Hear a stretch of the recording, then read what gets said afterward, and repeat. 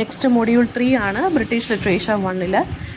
Module 3-ക്കകത്ത് Shakespeare, അതായത് Elizabethan theatre, Globe theatre എന്താണ്, ബൈബിളിൻ്റെ authorised version, Beaumont and Fletcher and Webster.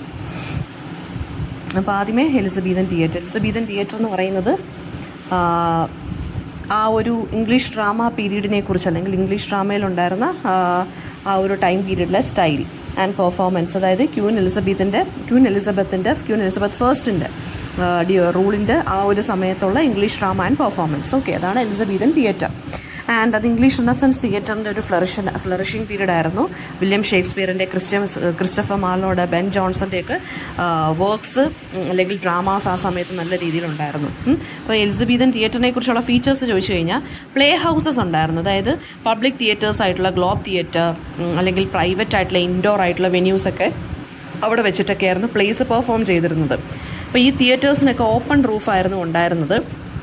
ഈ ടയർഡ് സീറ്റ്സ് ആയിരുന്നു. ടയർഡ് സീറ്റ്സ് എന്ന് വെച്ചാൽ first tier, second tier, third tier, അങ്ങനെയുള്ള സീറ്റിംഗ് അറേഞ്ച്മെൻ്റ് ആയിരുന്നു. അപ്പോൾ ഓഡിയൻസസ് ഫ്രം വേരിയസ് സോഷ്യൽ ക്ലാസസിന് അറ്റൻഡ് ചെയ്യാൻ പറ്റുമായിരുന്നു. അപ്പോൾ തീംസ് ആൻഡ് ജോണർ എന്താണെന്ന് വെച്ച് കഴിഞ്ഞാൽ, ലവ്, പവർ ആൻഡ് റിവെഞ്ച്, അല്ലെങ്കിൽ supernatural elements, tragedy, comedy, history, അല്ലെങ്കിൽ റൊമാൻസ് ഒക്കെ ആയിരുന്നു പോപ്പുലറായിട്ട് വരുന്ന എലിമെൻറ്റ്സ്. ആക്ടിംഗ് ട്രൂപ്സ് എന്ന് പറയുന്നത് ലോർഡ് ചേംബർലൻസ് മെൻ, അവർ പിന്നീട് കിങ്സ് മെൻ എന്നാണ് അറിയപ്പെട്ടിരുന്നത്. ഇവരൊക്കെയായിരുന്നു പ്ലേസ് പെർഫോം ചെയ്തിരുന്നത്. ആക്ടേഴ്സ് എന്ന് പറയുന്നത് റിച്ചാർഡ് ബേർബേജ് ആയിരുന്നു. ഓക്കെ, കോസ്റ്റ്യൂംസും സീനറി ആണെന്നുണ്ടെങ്കിൽ ലാവിഷ് കോസ്റ്റ്യൂംസ് ആയിരുന്നു. സീനറി വളരെ മിനിമൽ ആയിരുന്നു. ഡയലോഗ്സിലും ഇമാജിനേഷനും ആയിരുന്നു കൂടുതലും ഇമ്പോർട്ടൻസ്. സിഗ്നിഫിക്കൻസ് നോക്കുകയാണെന്നുണ്ടെങ്കിൽ മോഡേൺ ഇംഗ്ലീഷ് ഡ്രാമയ്ക്ക് ഒരു ഫൗണ്ടേഷൻ തന്നെയായിരുന്നു എലിസബത്തൻ ഏജിലെ ഡ്രാമാസ് കൊണ്ടുവന്നത്. ദെൻ ഗ്ലോബ് തിയേറ്ററിനെ കുറിച്ചാണ്. അത് 1599 ഓപ്പൺ ചെയ്തത് ബൈ ലോർഡ് ചേംബർലെൻസ് മെൻ, അതല്ലെങ്കിൽ കിങ്സ് മെൻ, അതായത് കിങ്ങിൻ്റെ ആളുകൾ. ഓക്കെ, അത് ആ ഒരു ചേംബർലെൻസ് മെന്നിൻ്റെ ആ ഒരു കമ്പനിയിലായിരുന്നു ഷേക്സ്പിയർ ബിലോങ് ചെയ്തിരുന്നത്. Most iconic theatres of the Elizabethan ഇറയാണ്.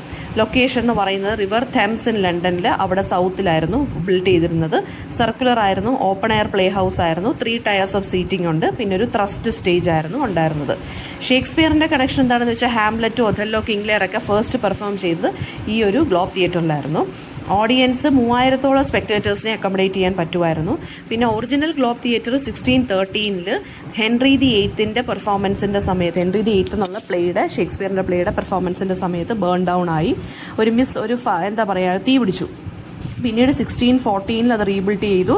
പിന്നെ ഇവൻച്വലി 1642 അത് ക്ലോസ് ചെയ്തു പ്യൂരിറ്റൻ അതോറിറ്റീസ്. ദെൻ ഷേക്സ്പിയറിൻ്റെ ഗ്ലോബിൻ്റെ ഒരു റെപ്ലിക്കയുണ്ട്. അത് 1997 ഒറിജിനൽ സൈറ്റിൻ്റെ അവിടെ ഒരു മോഡേൺ രീതിയിൽ റീകൺസ്ട്രക്റ്റ് ചെയ്ത് വെച്ചിട്ടുണ്ട്. പിന്നെ ബൈബിളിൻ്റെ ഓതറൈസ്ഡ് വേർഷൻ, അതിനെ നമ്മൾ കിങ് ജെയിംസ് ബൈബിൾ എന്നാണ് പറയുന്നത്. കാരണം king James first of England ആണ് അതിനെ വീണ്ടും കമ്മീഷൻ ചെയ്ത് പബ്ലിഷ് ചെയ്ത് 1611. Most influential translations of the Bible എന്നാണ് ഇതിനെ അറിയപ്പെടുന്നത്. ബാക്ക്ഗ്രൗണ്ട് എന്താണെന്ന് വെച്ച് കഴിഞ്ഞാൽ, എല്ലാ ഇംഗ്ലീഷ് ബൈബിൾ ട്രാൻസ്ലേഷൻസിനെയും കൂടി യൂണിഫൈ ചെയ്ത് ഈ ബാക്കിയുള്ള ഡിസ്പ്യൂട്ട് എല്ലാം കളഞ്ഞ് ഒന്ന് എല്ലാ ആളുകൾക്കും വായിച്ച് മനസ്സിലാക്കാൻ പറ്റുന്ന രീതിയിൽ സെറ്റ് ചെയ്തു. പിന്നെ അതിൻ്റെ ട്രാൻസ്ലേഷൻ പ്രോസസ് 47 സ്കോളേഴ്സും തിയോളജിയൻസും എല്ലാം കൂടെ 7 വർഷത്തോളം വർക്ക് ചെയ്തിട്ട് ആണിത് ട്രാൻസ്ലേറ്റ് ചെയ്തത്. ലാംഗ്വേജും സ്റ്റൈലും പൊയറ്റിക് ലാംഗ്വേജിലും മെജസ്റ്റിക് ലാംഗ്വേജിലും ഒക്കെ ഉണ്ട്. ലെഗസി എന്താണെന്ന് വെച്ച് കഴിഞ്ഞാൽ, കിങ് ജെയിംസ് ബൈബിളാണ് ഇതിനെ അതായത് കിങ് ജെയിംസ് ബൈബിളിനെ അദ്ദേഹമാണ് ഇത് ഇനിഷ്യേറ്റ് ചെയ്തത്. അപ്പം അദ്ദേഹത്തിൻ്റെ ബൈബിൾ എന്നാണ് ഇത് അറിയപ്പെടുന്നത്. വളരെ ലിറ്റററി ക്വാളിറ്റിയിൽ നല്ല മികച്ചതാണ് ഈ ഒരു ബൈബിൾ എന്ന് പറയുന്നത്. ദെൻ ബിയോമണ്ട് ആൻഡ് ഫ്ലെച്ചർ ആണ്. ഫ്രാൻസിസ് ബിയോമണ്ടും ജോൺ ഫ്ലെച്ചർ എന്ന് പറഞ്ഞാൽ വളരെ പ്രോമിനൻ്റ് ആയിട്ടുള്ള പ്ലേ റൈറ്റ്സ് ആണ്. കണ്ടംപററീസ് ആണ് ഷേക്സ്പിയറിൻ്റെയും. അതായത് പിന്നെന്താണ് ജക്കോബിയൻ ഡ്രാമ, ഷേക്സ്പിയറിൻ്റെ കണ്ടംപററി എന്നാണ് പറയുന്നത് ബിയോമണ്ട് ആൻഡ് ഫ്ലെച്ചേഴ്സ് രണ്ടുപേരെയും. അപ്പം അവർ കൊളാബറേറ്റ് ചെയ്തായിരുന്നു എഴുതിയിരുന്നത്. ഒരുപാട് സെവറൽ പോപ്പുലർ പ്ലേസ് എഴുതിയിരുന്നു. ഏറ്റവും ഇമ്പോർട്ടൻ്റ് ആയിട്ടുള്ള പ്ലേസ് എന്ന് പറയുന്നത് ദ മെയ്ഡ്സ് ട്രാജഡിയും പിന്നെ ഫിലാസ്റ്ററും. സ്റ്റൈലും തീമും ആണെന്നുണ്ടെങ്കിൽ കോമഡി പ്ലസ് ട്രാജഡി മിക്സ് ചെയ്തായിരുന്നു അവർ എഴുതിയിരുന്നത്. ക്യാരക്ടേഴ്സ് വളരെ കോംപ്ലക്സ് ക്യാരക്ടേഴ്സ് ആയിരുന്നു. പിന്നെ ട്രാജിക് കോമഡിയുടെ ആ ഒരു blend, tragedy plus comedy blend കൊണ്ടുവന്നത് കുറച്ചുകൂടി പോപ്പുലറൈസ് ചെയ്ത് ഇവരാണ്. ദെൻ നെക്സ്റ്റ് വെബ്സ്റ്റർ എന്ന് പറയുന്നത് ജോൺ വെബ്സ്റ്റർ ഒരു പ്ലേ റൈറ്റ് ആണ്. ജാക്കോബിയൻ ഇറയിലെ വളരെ ഡാർക്ക് ആയിട്ടുള്ള അല്ലെങ്കിൽ ഇൻറ്റൻസ് ആയിട്ടുള്ള ട്രാജഡീസ് ആണ് ഇദ്ദേഹം എഴുതിയിരുന്നത്. Famous plays the Duchess of Malfi and the White Devil, ഇതായിരുന്നു 2 പ്ലേസ് ആണ് മോസ്റ്റ് ഫേമസ് ആയിട്ടുള്ള celebrated plays. Corruption, revenge, human suffering ആണ് തീംസ് ആയിട്ട് വരുന്നത്. വളരെ പൊയറ്റിക് ലാംഗ്വേജിലും സൈക്കോളജിക്കൽ ആയിട്ടുള്ള രീതിയിലുമാണ് ഇദ്ദേഹം എഴുതി പോകുന്നത് കേട്ടോ. ഷേക്സ്പിയറിൻ്റെ സക്സസർ എന്നാണ് ഇദ്ദേഹത്തിനെ അറിയപ്പെടുന്നത്. വെബ്സ്റ്ററിൻ്റെ ട്രാജഡീസ് ആണ് ഇദ്ദേഹത്തിന് കൂടുതലും പോപ്പുലറൈസ്ഡ് ആയിട്ടുള്ളത്. ദെൻ ഇതായിരുന്നു മൊഡ്യൂൾ 3-ക്കകത്ത് നമുക്ക് പഠിക്കാനുള്ളത്. നെക്സ്റ്റ് നമ്മൾ നോക്കുന്നത് മൊഡ്യൂൾ 4 ആണ്. മൊഡ്യൂൾ 4 എന്ന് പറയുന്നത് പ്യൂരിട്ടൻ ആൻഡ് റിസ്റ്റോറേഷൻ ഏജ് ആണ്. സോ അതിനകത്ത് നമ്മൾ നോക്കുന്നതെന്ന് വെച്ച് കഴിഞ്ഞാൽ മിൽട്ടൺ വരുന്നുണ്ട്, ജോൺ ബെനിയൻ വരുന്നുണ്ട്, ദെൻ എന്താ പറയുക, സിവിൽ വാറിനെ കുറിച്ചൊക്കെ നമ്മൾ പഠിക്കുന്നുണ്ട്. അപ്പം ഇത് കുറച്ചും കൂടി ക്വസ്റ്റ്യൻസ് പ്രതീക്ഷിക്കാവുന്ന ഒരു ടോപ്പിക്കാണ്. ഈ എന്താ പറയുക, ഷേക്സ്പിയറിൻ്റെ ഈ ഒരു മൊഡ്യൂൾ 3 മൊഡ്യൂൾ 4 ഒക്കെ കുറച്ച് ഇമ്പോർട്ടൻ്റ് ആയിട്ടുള്ള ഒരു ടോപ്പിക്കാണ് കേട്ടോ. അപ്പം നമുക്ക് നോക്കാം. ഫസ്റ്റ് വൺ എന്ന് പറയുന്നത് ജോൺ മിൽട്ടൺ ആണ്. ജോൺ മിൽട്ടൺ എന്ന് പറയുന്നത് one of the greatest English poets and intellectuals of 17th century ആണ്. പൊളിറ്റിക്കൽ ആൻഡ് റിലീജിയസ് തീംസ് ഒക്കെയാണ് ഇദ്ദേഹത്തിൻ്റെ വർക്കിനകത്ത് വരുന്നത്. Most EPIC poem paradise lost ആണ്. 1667 പബ്ലിഷ് ചെയ്തിരിക്കുന്നത്. ഇയർ ഇമ്പോർട്ടൻ്റ് ആണ്. റിബല്യൻ, റിഡംഷൻ, ഫ്രീ വിൽ, ഇതിനെക്കുറിച്ചൊക്കെയാണ് പറഞ്ഞു പോകുന്നത്. പിന്നെ another important work paradise regained എന്നുള്ള വർക്കും സാംസൺ അഗനിസ്റ്റസും. അപ്പോൾ പൊളിറ്റിക്കൽ ഇദ്ദേഹം ഒരു ഭയങ്കര പ്യൂരിറ്റാനിസം സപ്പോർട്ട് ചെയ്യുന്നൊരു മനുഷ്യനായിരുന്നു കേട്ടോ. പിന്നെ അതുപോലെ തന്നെ ഒലിവർ ക്രോംവെല്ലിനെയും ഇദ്ദേഹം സപ്പോർട്ട് ചെയ്തിരുന്നു. ആൻഡ് ഒരുപാട് പാംഫ്ലെറ്റ്സ് എഴുതിയിരുന്നു ഫ്രീഡം ഓഫ് സ്പീച്ചിനൊക്കെ വേണ്ടി. ഫ്രീഡം ഓഫ് സ്പീച്ചിന് വേണ്ടി എഴുതിയിരിക്കുന്ന ഒരു വർക്കായിരുന്നു എയ്റോപജിറ്റീഷ്യ. ദെൻ ലെഗസി എന്താണെന്ന് വെച്ച് കഴിഞ്ഞാൽ കോംപ്ലക്സ് യൂസ് ഓഫ് ലാംഗ്വേജും ക്ലാസിക്കൽ റെഫറൻസസ് ഒക്കെ ഒരുപാട് വരുന്നു. ജോൺ ബെനിയൻ ആണ് അടുത്ത പ്യൂരിറ്റൻ റൈറ്റർ. അദ്ദേഹത്തിൻ്റെ ഏറ്റവും important work the pilgrims progress ആണ്. അത് റിലീജിയസ് ബിലീഫ്സിനെ കുറിച്ചൊക്കെയാണ് പറഞ്ഞിരിക്കുന്നത്. അദ്ദേഹം ജയിലിൽ വെച്ചായിരുന്നു കൂടുതൽ എഴുതിയിരുന്നത്. പിൽഗ്രിംസ് പ്രോഗ്രസ് ഒരു അലിഗോറിക്കൽ പോമാണ്. ഒരു ക്രിസ്ത്യൻ എന്ന് പറഞ്ഞൊരു ക്യാരക്ടറിൻ്റെ ജേണി, അതായത് സിറ്റി ഓഫ് ഡിസ്ട്രക്ഷൻ തൊട്ട് സെലസ്റ്റിയൽ സിറ്റി, അതായത് ഹെവനിൽ വരെയുള്ള ആ ഒരു ജേണിയാണ് ഇതിനകത്ത് പറഞ്ഞു പോയേക്കുന്നത്. ദെൻ അടുത്തത് സിവിൽ വാർ. 1642 to 1651 ആയിരുന്നു. സീരീസ് ഓഫ് ആംഡ് കോൺഫ്ലിക്ട്സ്, അതായിരുന്നു സിവിൽ വാർ എന്ന് പറയുന്നത്. അതായത് പാർലമെന്റേറിയൻസ് ആയിട്ടുള്ള റൗണ്ട് ഹെഡ്സും റോയലിസ്റ്റുകളും തമ്മിലുള്ള വഴക്ക്. ദെൻ കിങ് ചാൾസ് ഫസ്റ്റിന്റെ അതോറിറ്റിയെക്കുറിച്ചുള്ള വഴക്കിലാണ് ഇത് തുടങ്ങുന്നത്. അതുപോലെ തന്നെ ടാക്സേഷനെ കുറിച്ചും റിലീജിയസ് ടെൻഷൻസും ഒക്കെ ഉണ്ടായിരുന്നു ഇതിന് വഴക്കിന് കാരണമായിട്ട്. ഫസ്റ്റ് സിവിൽ വാർ 1642 to 46 ആയിരുന്നു. പിന്നെ സെക്കൻഡ് സിവിൽ വാർ 1648 ചാൾസ് ഫസ്റ്റിന്റെ ക്യാപ്ചറും ട്രയലും. തേർഡ് സിവിൽ വാർ എന്ന് പറയുന്നത് 1649 to 51 ആയിരുന്നു. കോമൺവെൽത്തിന്റെ എസ്റ്റാബ്ലിഷ്മെന്റോടുകൂടി അത് തീർന്നു. അങ്ങനെ മൊണാർക്കി അബോളിഷ്ഡായി. ചാൾസ് ഫസ്റ്റിനെ എക്സിക്യൂട്ട് ചെയ്തു 1649. ഇനി അടുത്തത് ക്ലോസിംഗ് ഓഫ് തിയേറ്റർ. വളരെ ഇമ്പോർട്ടൻ്റ് ആയിട്ടുള്ള ടോപ്പിക്കാണ്. 1642 തിയേറ്റേഴ്സ് എല്ലാം അടച്ചു. ആര്? Puritan dominated parliament. കാരണം അവർ ഈ തിയേറ്റർ അല്ലെങ്കിൽ ഡ്രാമാസിനെയൊക്കെ ഇമ്മോറൽ ആയിട്ടാണ് കൺസിഡർ ചെയ്തിരുന്നത്. പിന്നെ അതപ്പോൾ അതിൻ്റെ ഇമ്പാക്റ്റ് എന്താണ്? പ്രൊഫഷണൽ ആയിട്ടുള്ള ആക്ടിംഗ് കമ്പനീസ് എല്ലാം ഡിസ്ബാൻഡഡ് ആയി. പബ്ലിക് പെർഫോമൻസസ് ഒക്കെ പണിഷ്മെന്റ് ആയി മാറി. ഓക്കെ, അപ്പോൾ അങ്ങനെ ചെയ്തു കഴിഞ്ഞാൽ പണിഷ്മെന്റ് കിട്ടാൻ തുടങ്ങി. പ്യൂരിറ്റൻസ് ഈ തിയേറ്ററിനെയൊക്കെ സിൻഫുൾ ആയിട്ടും പാപമാണ് ഇങ്ങനെയൊക്കെ കൺസിഡർ ചെയ്തിരുന്ന ആളുകളാണ്. ഇനി അടുത്ത ഒലിവർ ക്രോംവെൽ.